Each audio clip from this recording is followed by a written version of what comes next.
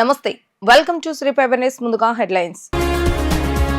Mangalagiri AIIMS తొలి స్నాతకోత్సవంలో పాల్గొన్న రాష్ట్రపతి ద్రౌపది ముర్ము యువ వైద్యులు మారుమూల ప్రాంతాల్లో సేవలు అందజేయాలని పిలుపు. ఘనంగా మంగళగిరి ఎయిమ్స్ తొలి స్నాతకోత్సవం. మంగళగిరి ఎయిమ్స్ దేశంలోనే నెంబర్ 1 గా ఎదగాలన్న ముఖ్యమంత్రి చంద్రబాబు నాయుడు. ఇంద్రకీలాద్రిపై దుర్గమ్మను దర్శించుకున్న కేంద్ర మంత్రి ప్రతాప్రావు జాదవ్. ఆలయ మర్యాదలతో స్వాగతం పలికిన ఈవో రామారావు, ఆలయ అధికారులు. యువ వైద్యులు గ్రామీణ గిరిజన ప్రాంతాల్లో వైద్య సేవలు అందించాలని రాష్ట్రపతి ద్రౌపది ముర్ము సూచించారు. వైద్య వృత్తిని ఎంచుకోవడం ద్వారా విద్యార్థులు మానవత్వంతో సేవ చేసే దాన్ని ఎంచుకున్నారని ఆమె తెలిపారు. గుంటూరు జిల్లా మంగళగిరిలోని ఎయిమ్స్ తొలి స్నాతకోత్సవానికి ముఖ్య అతిథిగా రాష్ట్రపతి ద్రౌపది ముర్ము హాజరయ్యారు. ప్రత్యేక విమానంలో గన్నవరం విమానాశ్రయానికి చేరుకున్న ముర్ముకు గవర్నర్ జస్టిస్ అబ్దుల్ నజీర్, ముఖ్యమంత్రి చంద్రబాబు నాయుడు, ఉప ముఖ్యమంత్రి పవన్ కళ్యాణ్ తో సహా పలువురు స్వాగతం పలికారు. అనంతరం ఎయిమ్స్ కు చేరుకున్న రాష్ట్రపతి మొదటి బ్యాచ్ గా వైద్య విద్యను పూర్తి చేసుకున్న 49 మంది ఎంబీబీఎస్ విద్యార్థులకు పట్టాలను ప్రదానం చేశారు. ఈ సందర్భంగా ఆమె మాట్లాడుతూ ప్రజల ప్రాణాలు కాపాడి వారు ఆరోగ్యం మెరుగుపరిచే అమూల్యమైన అవకాశం మీకు వస్తుందని అన్నారు. మీలాంటి యువ వైద్యులు గ్రామీణ గిరిజన మారుమూల ప్రాంత ప్రజలకు సేవ చేసేందుకు ప్రాధాన్యత ఇవ్వాలని స్పష్టం చేశారు. జాతి సమ్మిళిత ఆరోగ్య సంరక్షణలో ప్రత్యేకించి మీలాంటి యువ వైద్యులు కీలక పాత్ర పోషించాలని ఆమె ఆకాంక్షించారు. Dear students, I express my heartiest congratulations to you all, the youngest doctors among you. You have received their degrees today. 2/3 of them are young lady doctors.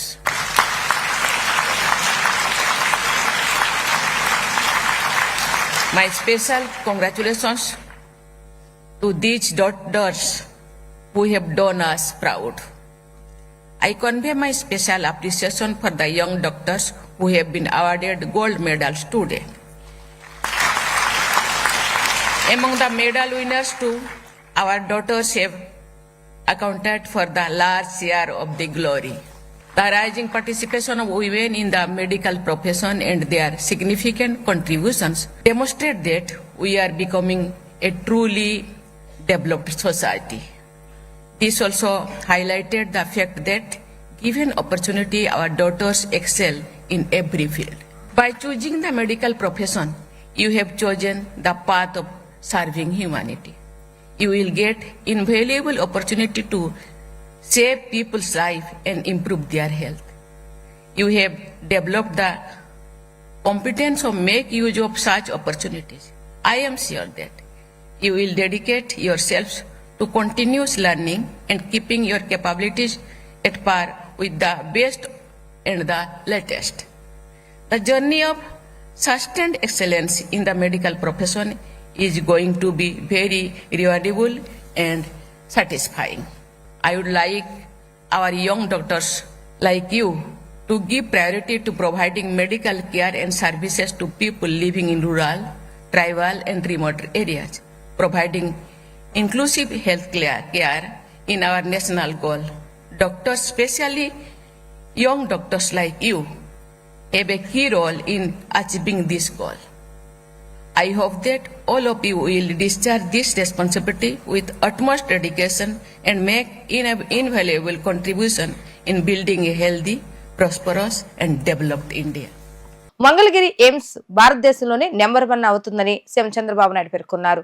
960 బెడ్లు ఉన్న హాస్పిటల్, 1618 కోట్ల ఖర్చుతో సిద్ధమైన హాస్పిటల్ మంగళగిరి ఎయిమ్స్ అని ఆయన పేర్కొన్నారు. మంగళగిరి ఎయిమ్స్ మొదటి స్నాతకోత్సవంలో ముఖ్యమంత్రి చంద్రబాబు నాయుడు పాల్గొన్నారు. ఈ సందర్భంగా ఆయన మాట్లాడుతూ డాక్టర్లుగా ఎదగటానికి టెక్నికల్ నాలెడ్జ్ కూడా ఉండాలని డైరెక్టర్ మధువానంద్కర్ అంటున్నారని, ఎయిమ్స్ మంగళగిరికి 10 ఎకరాలు ఇస్తామని, అవకాశం ఉంటే తనకు ఇక్కడ చదువుకోవాలని ఉందన్నారు. భవిష్యత్తులో ఎయిమ్స్ మంగళగిరికి ఎలాంటి మౌలిక సదుపాయాల లోటు ఉండనివ్వమని సీఎం స్పష్టం చేశారు. కొలనకొండలో రీసెర్చ్ సెంటర్ ఐఐటితో అనుసంధానించాలనుకుంటున్నామని అన్నారు. మెడికల్ అనేది ఇప్పుడు మెడ్ టెక్ గా మారిపోయిందని, డీప్ టెక్ ను మెడికల్ లో కూడా అమలు చేయాలనుకుంటున్నామని ఆయన పేర్కొన్నారు. Wonderful place, this Mangalagiri. All India Institute has been sanctioned. Then they asked me land. Then at that time we have given this land. If you can see this land,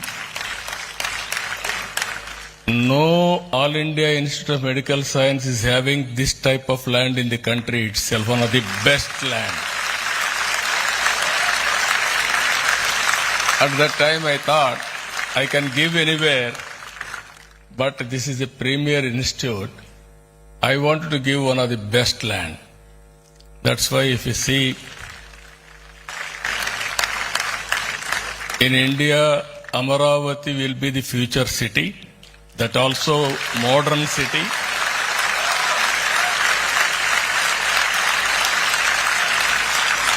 In that city, our Mangalagiri All India Institute of Medical Science will be the number one in the country forever. It is going to happen. I am very happy along with Nadda ji, who laid the foundation 2018. Again Nadda, today also health minister again. 2018 and now it is coincidence.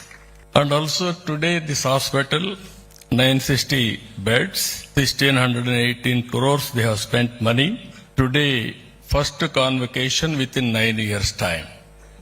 We are very happy, one of the most impressive progress.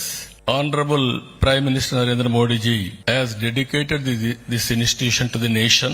So anything here, you are all working, latest technologies also.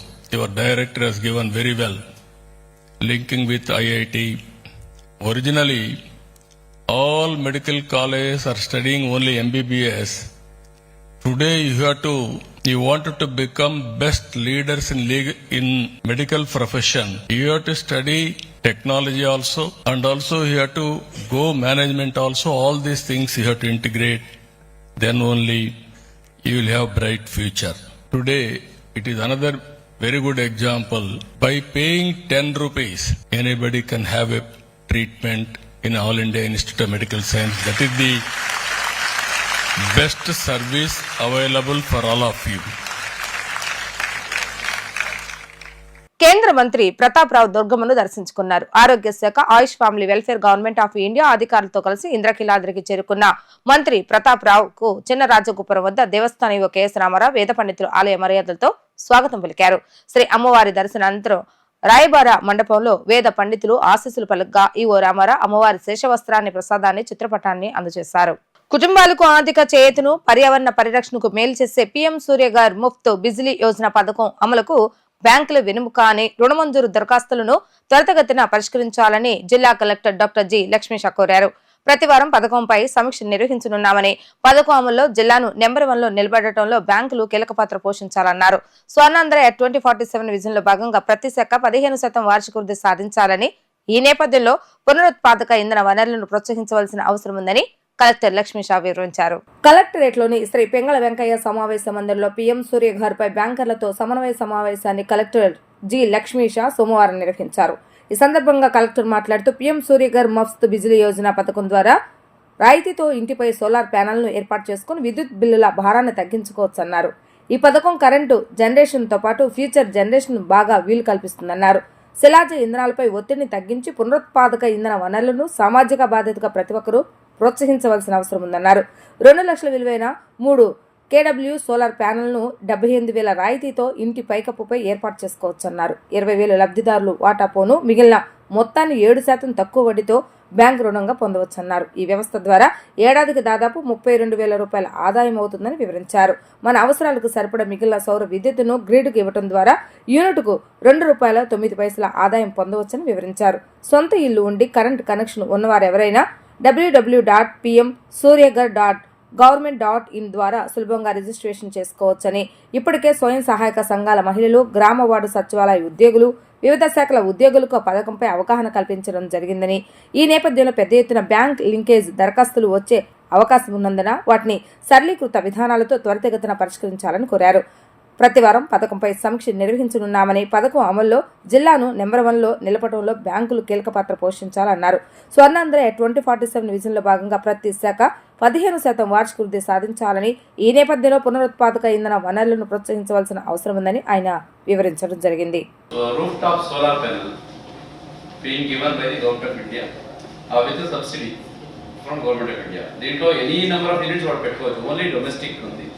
ఆ domestic connection ఉండాలి, సొంత ఇల్లు ఉండాలి, ఆ ఇల్లు owner పేరులో bill ఉండాలి, electricity connection ఉండాలి. సో వాళ్ళకి ఇది వర్తిస్తుంది. దీంట్లో కొన్ని హికప్స్ వస్తాయి, మధ్యలో చెప్తాను. సో వాడు అప్లై చేసుకుంటే 1 kV, 2 kV, 3 kV, 4, 5, 6 ఎన్నైనా కేవీ వేసుకోవచ్చు. కానీ ఇక్కడ స్కీమ్ ఐడియల్గా ఉండేదేమో 3 kV వరకు వెళ్తే government of India subsidy 78,000 rupees వస్తుంది. అదే 2 kV తీసుకుంటే 60,000 వస్తుంది. ఓన్లీ 1 kV వేసుకుంటే 30,000 సబ్సిడీ వస్తుంది. తర్వాత beneficiary contribution 10% of the project cost. Then what is the project cost? So అది 3 kV అయితే 2 lakhs ప్రాజెక్ట్ కాస్ట్ అవుతుంది. 2 lakhs ప్రాజెక్ట్ కాస్ట్ అంటే 10% 20,000 వాళ్ళు సొంతంగా పెట్టాలి. సో 78,000 సబ్సిడీ వస్తుంది. సో మిగతాది లోన్ టైఅప్ చేయాలి. So this is as per the guide lines. So ఆ లోన్ బ్యాంక్ లోన్ టైఅప్ చేసి వాళ్ళకి ఆ బ్యాంక్ లోన్ అకౌంట్కి సబ్సిడీ కూడా పడుతుంది. సో మీ లోన్ అమౌంట్ వచ్చాక అది ఎవరైతే ఇన్స్టాల్ చేస్తారో ఆ ఏజెన్సీకి అమౌంట్ వెళ్ళిపోతుంది. So this guide beneficiary will be paying your EMI for 10 years, అంతే కదా, 10 to 15 years based on this comfort. So ఇప్పుడు ఈయన ఎందుకు పే చేయాలి, ఆయన కన్విన్స్ చేసి మేము చూసుకుంటాము. బికాస్ ఇది అడ్వాంటేజ్ చూస్తే ఇప్పుడే మీకు 2-3 స్లైడ్ అయితే మనం ఆయన ఏమి trying to explain you. Once ఇది ఇన్స్టాల్ చేశాక ఎలక్ట్రిసిటీ బిల్ హాఫ్ వచ్చేస్తుంది. అది కొంచెం లో కన్సంప్షన్ ఉంటే 0 అయిపోతుంది. అండ్ నెగటివ్ వెళ్తా ఉంది, అంటే he is producing the electricity. That means ఇప్పుడు ప్రజలు ఎలక్ట్రిసిటీ బిల్ కట్టారు కదా, ప్రజలకి బిల్ కట్టింది government. So department is paying. In last 3 months in my district alone 22 lakhs rupees I paid to the consumers for producing the electricity in their home through rooftop solar panels. So ఇలా ఉన్నారు కాబట్టి మీకు EMI కట్టడానికి ఎక్కడ problem ఉండదు.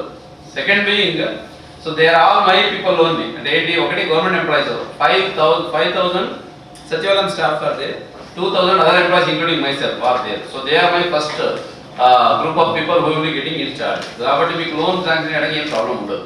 Then it comes to public. So I have 4,50,000 self-help group members. They are all individual households with own house and connectivity.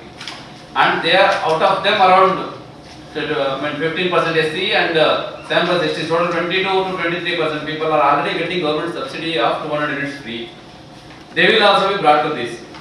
So already వాళ్ళకి కూడా connection ఉంది. So they will also be brought to this. ఇప్పుడు వాళ్ళకి ఇచ్చిన target PDDRDAకి. So every self-help group member should have this on their rooftop. వాళ్ళకి already reservation నిన్న జిల్లా సమైక్యలో చేస్తున్నారు. నెక్స్ట్ వచ్చే 2-3 weeks లో మండల సమైక్య మళ్ళీ విలేజ్ బ్యూరో కూడా చేసేస్తారు. సో ఇది అయిన తర్వాత you will get lot of application online. ఇది ఆన్లైన్ అప్లికేషనే కాబట్టి ఒకసారి కూడా అప్లై చేశాక, సో అది ప్రాపర్ అంటే PM సోలార్ గ్రది ప్రాపర్ వెబ్సైట్ పోర్టల్ అన్ని సెల్ఫ్ హెల్ప్ ఉంది. ఇట్స్ ఈజీ టు అప్లై చేశాక it will come to you. So now the bottleneck is at the bank only. So bank ఇప్పుడు అది agency వాళ్ళు లేదు. నిన్న ఇంటరాక్ట్ చేసినప్పుడు వాళ్ళు చెప్పింది ఏంటంటే, సార్ దీనికి కూడా సిబిల్ స్కోర్ చూస్తున్నారు, సో మార్ట్గేజ్ అడుగుతున్నారు అని చెప్తున్నారు. So see this you know how honorable Prime Minister has taken up this program with the good intention to increase the use of renewable energy and the negative impact of using fossil fuel energy, you know it. Okay, as a social responsibility we should be positive on this. Chandrababu Naidu నేతృత్వంలో జరిగిన CRDA 43వ authority సమావేశంలో అమరావతి రాజధానికి సంబంధించిన trunk రోడ్లు, లేఅవుట్లు, iconic భవనాల నిర్మాణాలకు 24,276 కోట్లకు ఆమోదం లభించిందని రాష్ట్ర పురపాలక పట్టణాభివృద్ధి శాఖ మంత్రి నారాయణ వెల్లడించారు. ఈ మేరకు రాష్ట్ర సచివాలయంలో నిర్వహించిన మీడియా సమావేశంలో ఆయన మాట్లాడుతూ, ఇప్పటి వరకు జరిగిన గత 4 CRDA అథారిటీ సమావేశాల్లో మొత్తంగా 45,249.24 కోట్లకు ఆమోదం లభించిందన్నారు. అసెంబ్లీని 103 ఎకరాల్లో 250 మీటర్ల ఎత్తులో 11.22 లక్షల చదరపు అడుగుల విస్తీర్ణంలో నిర్మిస్తున్నామని తెలిపారు. అసెంబ్లీ సమావేశాలు లేని మిగతా రోజుల్లో ప్రజలు అసెంబ్లీ భవనం పైనుంచి రాజధానిని తిలకించే సౌకర్యం కల్పిస్తామని అన్నారు. అమరావతి క్యాపిటల్ సిటీలో ఏవైతే trunk roads, layout roads, assembly building, high court, iconic towers 5 వీటికి సంబంధించి యాక్చువల్గా అథారిటీ ఈరోజు 24,276 కోట్లకు యాక్చువల్గా అప్రూవల్ ఇవ్వటం జరిగింది. 24,276 కోట్లు. సో వీటితో మొత్తం ఇంతవరకు 41 authority meeting, 42 authority meeting, 43 authority meeting, ఈ మూడిట్లో కలిసి 45,249 కోట్లు ఈరోజు అథారిటీ యాక్చువల్గా పర్మిషన్ ఇచ్చింది. ఇందులో ముఖ్యంగా 38 అథారిటీ మీటింగ్ కూడా 684 కోట్లు ఉంది. ఇందులో మెయిన్గా ఇవాళ అసెంబ్లీ బిల్డింగు మీకు అందరికీ తెలిసిందే. ఈ బిల్డింగ్ మొత్తం 103 ఎకరాల్లో యాక్చువల్గా నిర్మిస్తున్నాం. ఇది మొత్తం 11.22 లక్షల చదరపడుగుల కన్స్ట్రక్షన్, 11.22 లక్షల చదరపడుగుల కన్స్ట్రక్షను, ఎత్తు 250 మీటర్లు. ఈ అసెంబ్లీ సంవత్సరంలో జరిగేది 40 నుంచి 50 రోజులే. రిమైనింగ్ డేస్లో ప్రజలు దాన్ని యాక్చువల్గా ఏంటంటే ఆ టవర్ పైనకి సిటీ మొత్తం చూడొచ్చు. అలా యాక్చువల్గా దాన్ని డిజైన్ చేయడం జరిగింది. ఇది అంటే ఫేజ్ 1. దీంట్లో కూడా ఇన్ఫ్రాస్ట్రక్చర్ ఉంది, ఇంటర్నల్ స్ట్రక్చర్. అది కాకుండా 765 కోట్లు దీనికి ఖర్చు అవుతుంది. సీఎం చంద్రబాబు నాయుడు నారా లోకేష్ ఇచ్చిన గౌరవాన్ని తాను ఎప్పుడూ మర్చిపోనని మంత్రి పార్థసారథి అన్నారు. మాజీ మంత్రి జోగి రమేష్ ఎపిసోడ్ లో మరోసారి తాను పార్టీ హైకమాండ్ కార్యకర్తలకు క్షమాపణ చెప్తున్నానని అన్నారు. గౌడ సామాజిక వర్గం వాళ్ళు ప్రోగ్రాం డిజైన్ చేశారని గుర్తు చేశారు. జోగి రమేష్ ను సన్నగా చూసి తాను షాక్ కు గురయ్యానని తెలిపారు. మంగళగిరిలోని టీడీపీ కేంద్ర కార్యాలయంలో మంత్రి పార్థసారథి విలేకరుల సమావేశాన్ని నిర్వహించారు. ఈ సమావేశంలో ఆయన మాట్లాడుతూ తాను టీడీపీ సిద్ధాంతాలను బలంగా నమ్ముతానని అన్నారు. వైసీపీలో నుంచి చించుకుని బయటకు వచ్చానని చెప్పారు. టీడీపీ కార్యకర్తలు తనను ఆదరించారని అన్నారు. నూజివీడిలో తనను టీడీపీ కార్యకర్తలు భుజం మీద వేసుకుని గెలిపించారని గుర్తు చేశారు. భవిష్యత్తులో ఇలాంటి ఘటనలు జరగకుండా జాగ్రత్తలు తీసుకుంటానని అన్నారు. తనను ఎవరెవరో కలుస్తున్నారనేది కూడా తనకు తెలియచేయాలని ఇంటెలిజెన్స్ అధికారులను కోరానని పేర్కొన్నారు. జోగి రమేష్ కు చిల్లర చేష్టలు చేయటం వెనతో పెట్టిన విద్య అని విమర్శించారు. నాకు చంద్రబాబు నాయుడు గారు, లోకేష్ గారు నాకు ఇచ్చిన గౌరవాన్ని నేను ఎప్పుడూ కూడా జీవితంలో మర్చిపోనని చెప్పేసి ముఖ్యంగా తెలియజేస్తా ఉన్నాను. 2, నన్ను ఆదరించిన కార్యకర్తల మనోభావాలు దెబ్బతిన్నందుకు నిన్న కూడా చెప్పాను. మరొకసారి వారి మనోభావాలు దెబ్బతిన్నందుకు వారికి సారీ చెప్తూ ఈ సంఘటనకు సంబంధించిన వివరాలు కూడా మరి కార్యకర్తలకు విశదీకరించాలనే ఉద్దేశంతో ఈరోజు మీ ముందున్నానని చెప్పేసి మనం చేస్తాను. ఈ కార్యక్రమాన్ని పార్టీ రహితంగా, ముఖ్యంగా తెలుగుదేశం పార్టీ అధికారంలో ఉంది. నూజివీడ్లో తెలుగుదేశం పార్టీ అభ్యర్థిగా, మంత్రిగా నేనున్నాను కాబట్టి నా నియోజకవర్గంలోని గౌడు సోదరులు అందరూ కూడా జనసేనకు సంబంధించిన వాళ్ళు, టీడీపీ వాళ్ళు ముందు లీడ్లో ఉండి ఈ విగ్రహాన్ని ఆవిష్కరించుకోవాలనే కోరికను నా దగ్గర వెలువచ్చినప్పుడు తప్పకుండా నా సహాయ సహకారాలు ఉంటాయి. ఆయన మహనీయుడు, ఒక బలహీన వర్గాలందరూ కూడా గౌరవించదగ్గ వ్యక్తి. మీరు తప్పకుండా కార్యక్రమాన్ని చేయండి. నా అవసరం ఏమున్నా, నా సహకారం ఏం కావాలన్నా కూడా చేస్తానికి నేను సిద్ధం అని చెప్పేసి నా దగ్గరికి వచ్చిన గౌడ సంఘీయ సోదరులకి నేను చెప్పడం జరిగిందని చెప్పేసి మనం చేస్తా ఉన్నాను. ఇక మిగతా పార్టీ దీంట్లో ఇన్వైటీస్ని నిర్ణయించడంలో కానీ, కార్యక్రమం నిర్వహించే ఆలోచనలో భాగం కానీ పార్టీకి ఎటువంటి ప్రమేయం లేదని చెప్పేసి కూడా సందర్భంగా తెలియజేస్తాను. ఎక్కడ కూడా పార్టీ అధ్యక్షులు లేకపోతే మండల అధ్యక్షులు అటువంటి వాళ్ళు ఎవరు కూడా ఇన్వాల్వ్ కాల.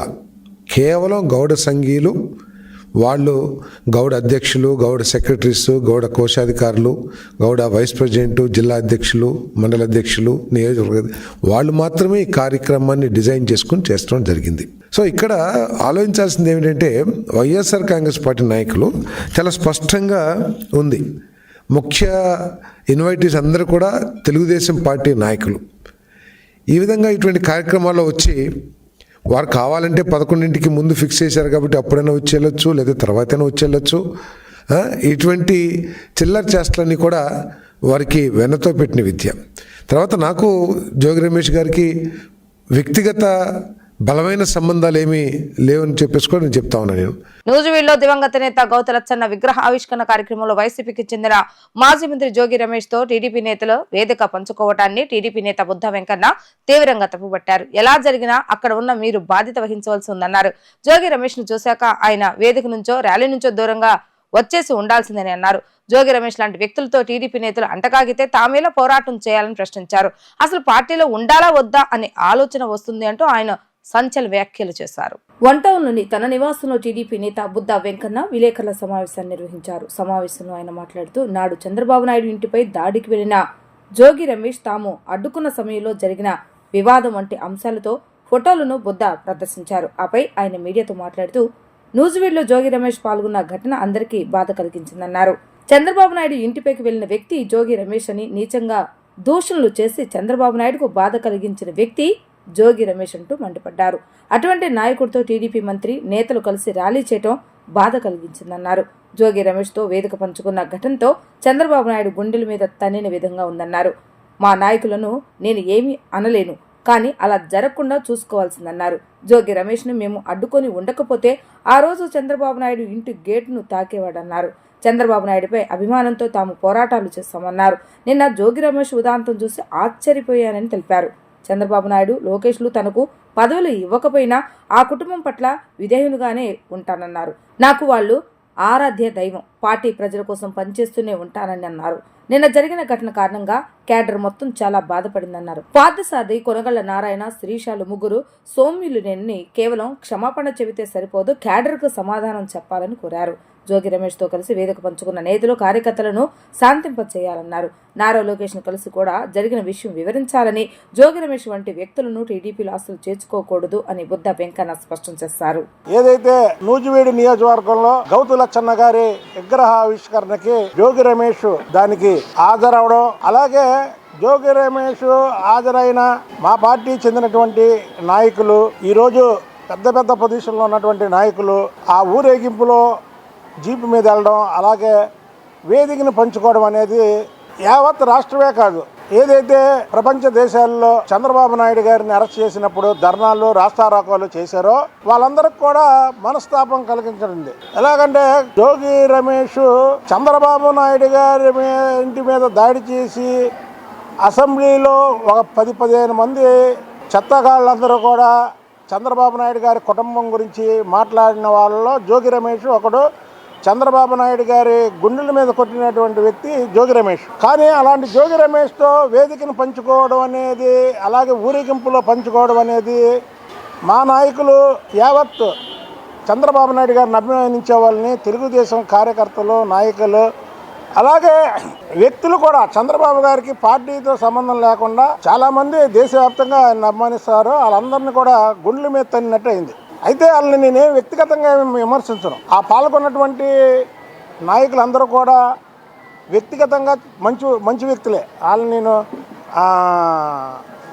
వ్యక్తిగతంగా వాళ్ళని విమర్శించడం కానీ, లేదా వాళ్ళ ఇదిని ఇచ్చేయడం కానీ, జోగి రమేష్తో వేదిక పంచుకోవడం అనేది ముమ్మాటికి తప్పే. దాన్ని ఇక నేను కొండ బద్దలు కొట్టినట్టు చెప్తా. ఆ చెప్పే అధికారం నాకు ఉంది, చెప్పే రైట్ ఉంది నాకు. రాష్ట్రంలో ఎటువంటి విపత్తు వచ్చినా సమర్థవంతంగా ఎదుర్కొనేలా సీఎం చంద్రబాబు నాయుడు ఆదేశాలతో అన్ని శాఖల అధికారులకు ప్రత్యేక శిక్షణ ఇవ్వటం అభినందనీయమని హోంమంత్రి వంగలపూడి అనిత అన్నారు. విజయవాడలో బుడమేరు వరదలను ఎదుర్కోవడంలో ఎన్ఐడిఎం, ఎన్డీఆర్ఎఫ్ సంస్థలు సమర్థవంతంగా పనిచేస్తాయని ఆమె ప్రశంసించారు. గన్నవరం మండలం కొండపావులూరులోని జాతీయ విపత్తు నిర్వహణ సంస్థ సౌత్ క్యాంపస్ ను హోంశాఖ మంత్రి వంగలపూడి అనిత సందర్శించారు. రాష్ట్రంలో విపత్తు రిస్క్ ను తగ్గింపుపై 3 రోజుల పాటు జరిగే శిక్షణ కార్యక్రమాన్ని హోంమంత్రి అనిత ప్రారంభించారు. ఏపీ విపత్తుల నిర్వహణ సంస్థ ఎన్ఐడిఎం ఆధ్వర్యంలో తుఫాన్లు, ప్రకృతి వైపరీత్యాలు సంభవించే సమయంలో ఏపీ డిజాస్టర్ మేనేజ్మెంట్ అధికారులు తీసుకువచ్చిన జాగ్రత్త చర్యల గురించి ఎన్ఐడిఎం అధికారులకు పలు సూచనలు చేశారు. ఈ కార్యక్రమంలో ఐఏఎస్ అధికారి, AP special CS RP Sisodia, వివిధ ప్రభుత్వ శాఖల అధికారులు పాల్గొన్నారు. ఈ సందర్భంగా హోంమంత్రి వంగలపూడి అనిత మాట్లాడుతూ రాష్ట్రంలో విపత్తులను ఎలా ఎదుర్కోవాలనే అంశంపై వివిధ శాఖల అధికారులకు అవగాహన, పలు కీలక సూచనలు చేశారు. విజయవాడలో బుడమేరు వరదలను ఎదుర్కోవడంలో ఎన్ఐడిఎం, ఎన్డీఆర్ఎఫ్ సంస్థలు సమర్థవంతంగా పనిచేశాయని ప్రశంసించారు. రాష్ట్రంలో ఎటువంటి విపత్తు వచ్చినా సమర్థవంతంగా ఎదుర్కొనేలా సీఎం చంద్రబాబు నాయుడు ఆదేశాలతో అన్ని శాఖల అధికారులకు ప్రత్యేక శిక్షణ ఇవ్వటం అభినందనీయమని అన్నారు. ఇవన్నీ మన పిడుగులు పడటం, ఇవన్నీ ఒక మనకున్న జియోగ్రఫికల్ సిచ్యువేషన్ బట్టి, మనకున్న కోస్ట్ లైన్ బట్టి మాక్సిమం వరదలు కానీ, సైక్లోన్స్ కానీ ఉన్న ఒక పక్క నుంచి ఈ నదీ పరివాహక ప్రాంతాలు కానీ, ఇవన్నీ ఓవరాల్ గా చూసుకుంటే మనకు ఒక బ్యూటిఫుల్ గా ఉంటుంది. వాట్ ఎవర్ అగ్రికల్చర్ కమ్యూనిటీకి సపోర్టివ్ గానే ఉంటుంది. కానీ ఈ సైక్లోన్స్ కి, ఫ్లడ్స్ కి కూడా చాలా ఎక్కువగా ఎఫెక్ట్ అయ్యే స్టేట్ కింద మనల్ని చూసుకోవచ్చు. సో దీనికి ప్రత్యేకంగా మనం దీని మీద దృష్టి పెట్టుకోవాల్సిన అవసరం ఉంది. డిజాస్టర్ మేనేజ్మెంట్ అంటే ఎవరు హోమ్ అఫైర్స్ వాళ్ళు, ఎస్డీఆర్ఎఫ్ వాళ్ళు, ఎన్డీఆర్ఎఫ్ వాళ్ళు ఒక్క వర్కే కాదు, ఈ రోజు అన్ని departments కలిస్తాయి. But this time, one after another cyclones kept up. Almost 9 deep depressions were formed in the Bay of Bengal from the month of August to December. We have been continuously grappling with the cyclones. Continuous rains, huge rains in the coastal districts, inundation of the areas, evacuating people, taking care of their shelter, food. Worst of this was the August floods of Vijayawada. Half of the city got submerged almost for 7 to 10 days. The water stagnated in a few colonies, 4 to 5 up to 6 feet. These were horrifying memories that we have. Almost 25 dead bodies were recovered from Srinagar area. Disaster management వాళ్ళందరికీ కూడా ఈరోజు ఒక training programme arrange చేయడం, ఇది state లెవెల్లోనే ఇప్పుడు వరకు కూడా ఎప్పుడు కూడా జరగలేదు ఈ ట్రైనింగ్ ప్రోగ్రామ్. ఎస్పెషల్లీ గౌరవ సీఎం గారు ఆదేశాల మేరకు డిజాస్టర్ మేనేజ్మెంట్కి ఒక పర్టికులర్గా ఒక ఎస్ఓపి క్రియేట్ చేయాలి. ఫర్దర్గా ఆంధ్రప్రదేశ్కున్న భౌగోళిక పరిస్థితులను బట్టి చాలా సందర్భాల్లో వరదలు వస్తుంటాయి, తుఫాన్లు వస్తుంటాయి, కరువు వస్తుంటుంది, అట్ ద సేమ్ టైం పిడుగులు పడే పరిస్థితులు ఇవన్నీ కూడా ఉంటాయి. అటువంటి పరిస్థితుల నుంచి ప్రజలను తాము ఎలా రక్షించుకోవాలనేది ఒక ఎత్తు అయితే, డిపార్ట్మెంట్ పరంగా మనం ఎటువంటి ప్రికాషన్స్ తీసుకోవాలి, ఎటువంటి రెస్క్యూ ఆపరేషన్స్ తీసుకోవాలి, ఇమీడియట్గా ఎలాగ మనం రెస్క్యూ ఆపరేషన్స్లోకి వెళ్ళాలి అనే దాని మీద ఒక కంప్లీట్గా ఒక ఎస్ఓపి క్రియేట్ చేయమని మా అందరికీ కూడా ఒక ఆదేశాలు జారీ చేయడం జరిగింది. ఆదేశాల మేరకు ఈరోజు ఇక్కడ డిజాస్టర్ మేనేజ్మెంట్, ఈ national institute of disaster management వాళ్ళ తరపు నుంచి ఈరోజు మేము అందరం కూడా కోరాము ఆ రోజు ఒక ట్రైనింగ్ ప్రోగ్రామ్ కావాలి డిపార్ట్మెంట్ వాళ్ళందరికీ. అది ఈరోజు ఒక 3 days ట్రైనింగ్ ప్రోగ్రామ్ ఈరోజు కండక్ట్ చేశారు. దానికి ఇనాగ్రేషన్కి ఈరోజు ఇక్కడ నేను రావడం జరిగిందండి. ఇందులోని అన్ని డిపార్ట్మెంట్ వాళ్ళని ఫర్దర్గా ఇప్పుడు agriculture, irrigation, even though women and child welfare department వాళ్ళని కూడా ఈరోజు ఇన్వాల్వ్ చేసి మనకి Panchayati Raj department, urban development department అందరినీ కూడా ఈరోజు తీసుకొచ్చి ఈరోజు ఇక్కడ ఒక దగ్గర ఏర్పాటు చేసుకొని స్టేట్ లెవెల్లో 3 days ట్రైనింగ్ ప్రోగ్రామ్ అయింది. 3 days ట్రైనింగ్ ప్రోగ్రామ్ అయిన తర్వాత వీళ్ళు డిస్ట్రిక్ట్ లెవెల్లోకి వెళ్ళి కూడా అక్కడ ఉన్న అఫీషియల్స్కి కూడా వీళ్ళందరూ కూడా ట్రైనింగ్ ఇప్పించే పరిస్థితులు రావాలని చెప్పి నేను ఇప్పుడే మన స్టేట్ గవర్నమెంట్ వాళ్ళని కూడా కోరాను. ఈ యాజ్ పర్ దిస్ మనకి స్టేట్ గవర్నమెంట్ ఇక్కడ అయిపోయిన తర్వాత స్టేట్ లెవెల్ అయిన తర్వాత డిస్ట్రిక్ట్ లెవెల్లో కూడా అవుతుంది. రేపు పొద్దున్న మనం డిజాస్టర్ మేనేజ్మెంట్కి సంబంధించి టెక్నాలజీని యూజ్ చేసుకొని రెస్క్యూ ఆపరేషన్స్ చేయడం కానీ, టెక్నాలజీని బేస్ చేసుకొని మనం ఈ న్యూమరేషన్స్కి మనం ఇవ్వటం కానీ, ఇవన్నీ కూడా ఇప్పుడు ఉన్న డీప్ టెక్నాలజీ కానీ, అదేవిధంగా డీప్ టెక్ కానీ, అదేవిధంగా ఏఐని కానీ యూజ్ చేసుకొని ఫర్దర్గా ఎటువంటి విపత్తులు, ఒకటే మాకు ధ్యేయం ఏంటంటే హ్యూమన్ లాస్ ఎట్టి పరిస్థితులు అవ్వకూడదు, ఆస్తి నష్టాన్ని తగ్గించాలి. ఈ రెండింటిని ఎక్కువగా మేము మేజర్ ప్రయారిటీ పెట్టుకొని ముందుకెళ్ళడం జరుగుతుందండి. ఈరోజు అదే సందర్భంలో ఈరోజు ఇక్కడికి రావడం జరిగింది. వార్తలు ముగించే ముందు హెడ్లైన్స్ మరొకసారి. మంగళగిరి ఎయిమ్స్ తొలి స్నాతకోత్సవంలో పాల్గొన్న రాష్ట్రపతి ద్రౌపది ముర్ము యువ వైద్యులు మారుమూల ప్రాంతాల్లో సేవలు అందజేయాలని పిలుపు. ఘనంగా మంగళగిరి ఎయిమ్స్ తొలి స్నాతకోత్సవం. మంగళగిరి ఎయిమ్స్ దేశంలోనే నెంబర్ 1గా ఎదగాలన్న ముఖ్యమంత్రి చంద్రబాబు నాయుడు. ఇంద్రకీలాద్రిపై దుర్గమ్మను దర్శించుకున్న కేంద్ర మంత్రి ప్రతాప్ రావు జాదవ్. ఆలయ మర్యాదలతో స్వాగతం పలికిన ఈవో రామారావు, ఆలయ అధికారులు. ఇవి రోజు వార్తా విశేషాలు. మరలా 3 ప్రసార వార్తలు మళ్ళీ కలుద్దాం. అంతవరకు సెలవు, నమస్కారం.